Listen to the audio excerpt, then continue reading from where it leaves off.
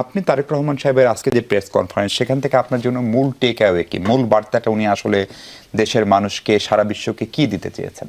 না, আপনি যদি এক কথায় বলেন যে রাজনীতির গুণগত পরিবর্তন এবং রাষ্ট্র ব্যবস্থাপনায় যে গুণগত পরিবর্তনের কথা বলা হচ্ছে, সেটি তিনি সম্পূর্ণভাবে ধারণ করে কথা বলেছেন। যেহেতু আমরা বিজয়ী হয়েছি, অথবা আমাদের দায়ও বেশি, সেই জন্য দেখবেন যে আগামীকাল কিন্তু আমিরে জামাতের বাসায় যাওয়া বা নাহিদ ইসলামের এনসিপির প্রধানের বাসায় যাওয়া, এবং আমরা মনে করছি যে বৃহত্তর জাতীয় স্বার্থে আমরা কাজ করব। সৌহার্দ্যতাপূর্ণ একটা সম্পর্ক থাকবে, কার্যকর বিরোধী দল থাকবে, কার্যকর সরকার থাকবে। এবার মনে রাখতে হবে, শুধু সরকারের দায় বিরোধী দলের উপর জবাব থাকবে না, সরকারকে নিজেকেও আইনসভার উপর দায় থাকতে হবে। কারণ সরকারি দলেরও অনেকেরও কথা বলার সুযোগ থাকছে, এবং সেও সরকারের কাছে জানতে চাইবে, নিজ দলের সরকারের কাছে।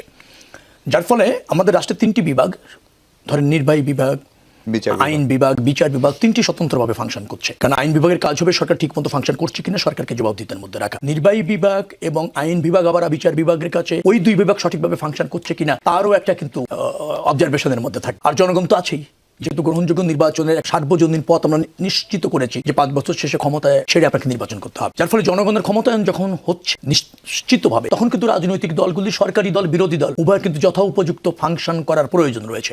বিরোধী দল মানে শুধু বিরোধিতা করলেই হবে না, বিরোধী দলেরও দায়িত্ব রয়েছে। এবং কিভাবে আপনি বিরোধিতা করছেন, আপনার বিরোধিতা কি শুধুমাত্র রাজনৈতিক স্বার্থে নাকি বৃহত্তর জনগণের সাথে, রাষ্ট্রের স্বার্থে, সেটাও কিন্তু এখানে বিবেচনার বিষয় থাকবে। অর্থাৎ বিরোধী দলকেও কিন্তু সফল হতে হবে বিরোধী দল হিসেবে, সরকারকে তো সফল হতেই হবে। তো আমরা চাইবো যেটা, যে একটা কার্যকর পার্লামেন্ট, গণতন্ত্র, স্বাধীনতা, সার্বভৌমত্ব, জনগণের বৃহত্তর স্বার্থ, সে ব্যাপারে রাজনৈতিক দলগুলি কনসার্ন থাকবে, এবং সেটা উত্তর সমৃদ্ধ করবার জন্য দেশ এবং জনগণকে যার যার অবস্থান থেকে একটা জোরালো ভূমিকা থাকবে, দায়িত্বশীল ভূমিকা থাকবে। সেই বার্তাটা তিনি দিতে সক্ষম হয়েছেন। জনাব আলম, উনি সম্ভবত সবচেয়ে বেশি জোর দিয়েছেন শান্তি শৃঙ্খলা বজায় রাখার উপর, আইনের শাসন ফেরানোর উপর, সুশাসনের কথা বলেছেন। উনি স্পষ্ট করে বলেছেন যে দুর্বলের উপর আক্রমণ করা যাবে না। আমাদের এখানে এবার ভোটের দিন সেই অর্থে সহিংসতা হয়নি বললেই চলে, এমনকি ভোটের ফলাফলের রাতেও এরকম সহিংসতা দেখেন, কিন্তু পরে বেশ কিছু সহিংসতার কথা ব্যারিস্টার নজিব একটু আগে বলছিলেন। জামাত বলছে যে অন্তত 4 জন নিহত হয়েছেন।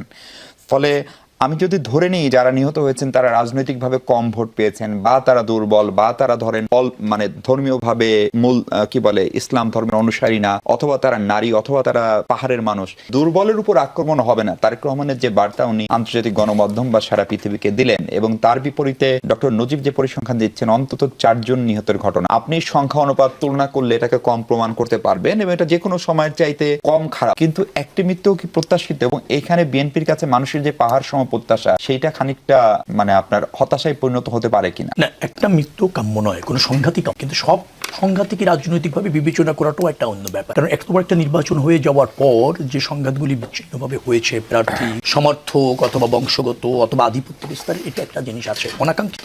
ডেফিনেটলি যারা করেছে তাদের বিচারের আওতায় আনতে হবে। বিএনপি এখনো সরকার গঠন করেনি, ডেফিনেটলি এই সরকারেরও দায়িত্ব রয়েছে সেটা তদন্ত করে এখনই ব্যবস্থা নেওয়ার, এবং তার প্রতি আমাদের পূর্ণ সমর্থন রয়েছে। নিশ্চয়ই বিএনপি সরকার গঠন করলে এটার উপযুক্ত তদন্ত করবে। এবং আরেকটা কথা বলা, নিহত অনাকাঙ্ক্ষিত কোনোভাবেই, কিন্তু নিহত হলেই কিন্তু দায় আরেকজনের হয়ে, অনেক সময় আত্মরক্ষার থেকে তো নিহত। কারণ আমি আক্রান্ত শিকার হয়েছি, আক্রমণের জন্য দায় ধরেন আপনারই ছিল, কিন্তু আপনি আক্রমণ করার পর হয়তো পাল্টা আক্রমণ আপনি নিহত হয়ে, এরকম কিন্তু হয়। সেই জায়গাগুলি মানে রাজনৈতিকভাবে না দেখে ঘটনার সত্যতা যাচাই করে তদন্ত সাপেক্ষে আইনের আওতায় আনা দরকার আছে। এত বড় দেশ, এত রাজনৈতিক উত্তেজনা, তার মধ্যে একটা নির্বাচন শেষ হয়েছে, কোনো জায়গায় কিছু ঘটনা ঘটেছে এরকম, কিন্তু যেভাবে বর্ণনা করা হচ্ছে জামাত ইসলামের পক্ষ থেকে, আমি যতটুকু জানি সেভাবে ঠিক না। আমাদের আরেকটা জিনিস করতে হবে, সেটা হচ্ছে যে ঘটনার বস্তুনিষ্ঠতা যাচাই করেই ব্যবস্থা নেওয়ার ব্যাপারে যদি আমরা সব দল মনোযোগী হই, তাহলে এই সংঘাত কিন্তু কমবে।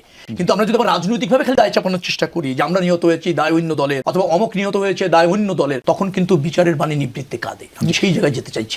শেখ আলম, জামাতের পক্ষ থেকে 30টি আসনে পুনঃ ফলাফল গণনা দাবি করে সেই 30 আসনের বিজয়ী প্রার্থীকে শপথ না পড়ানোর জন্য নির্বাচন কমিশন বরাবর একটি দাবি জানানো হয়েছে। নির্বাচন কমিশন যদি এটাকে আমলে নেয়, তাহলে ইলেকশন কমিশনের যে আপনার শুনানি বা যারা এই সেমি কোয়াসি জুডিশিয়াল বডি, তাদের কাছে প্রেরণ করতে পারে। ফলে 30টা আসনের ভোট গণনায় কি আসলেও কোনো সংকট ছিল? আমি তা মনে করছি না। ভোট গ্রহণ না, শুধু ভোট গ্রহণ প্রক্রিয়া, গণনা প্রক্রিয়া, ফলাফল প্রক্রিয়া স্বচ্ছভাবে হয়েছে বিধায় আমার জানা এবং আমার দেখা। আমি নিজে যদি নির্বাচন করেছি, 36টা কেন্দ্রে আমি গিয়েছি, সেখানে গণনার সময় আমি উপস্থিত থেকে দেখেছি সব প্রার্থী তার রেজাল্ট শিটে সই করেছে এজেন্টরা, এবং সেখানে নিরপেক্ষভাবে গণনা হয়েছে। যেহেতু হাড্ডাহাড্ডি কয়েকটা লড়াই হয়েছে, উত্তেজনা থাকে, মনে করা হয় যে আমি ডিপ্রাইভ হলেও হতে পারি, বা গণনার মাধ্যমে যদি 2-3 হাজার ভোট বাড়ানো যায় কিনা, এরকম একটা শঙ্কা থাকে। কিন্তু আপনি দেখেছেন জামাত ইসলামের প্রধান কিন্তু গতকালকে বলেছে তিনি ফলাফল মেনে নিয়েছেন, নির্বাচন ভালো হয়েছে এবং এটা একটা ভালো নির্বাচন, অভিনন্দনও জানা হয়েছে বিজয়ী দলকে। তারপর আবার এখানে যা ওই যে বললাম আমরা কিন্তু বেরিয়ে আসতে চাই কালচার থেকে, কিন্তু আবার ওখানে একটু থেকে যাচ্ছি।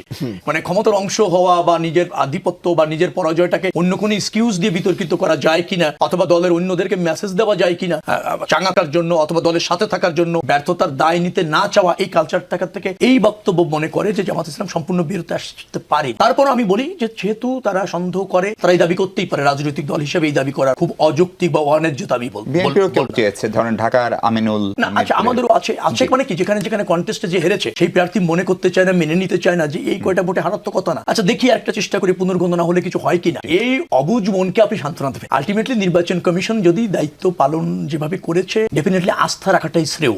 আমরা একটা ভালো নির্বাচন করেছি, একটা ভালো সরকার, বিরোধী দল। জামাত ইসলামকে অভিনন্দন, অনেক ভালো তারা করেছে। ফ্যাসিবাদের পতনের পর একটা রাজনৈতিক শূন্যতা তৈরি হতে পারে বলে যে শঙ্কা ছিল, তার থেকে উত্তরণের একটা সুযোগ আমাদের হয়েছে। ধরেন জামাত এনসিপি জোট বেশ ভালো করেছে। এই অগ্রযাত্রার প্রতি এবং মানুষের প্রতি আস্থা রাখতে হবে। আমাদের মানুষ অকুণ্ঠ সমর্থন দিয়ে, রায় দিয়ে, আস্থা দিয়েছে আর রেখেছে। ডেফিনেটলি সেভাবে আমরা রাষ্ট্র পরিচালনা করতে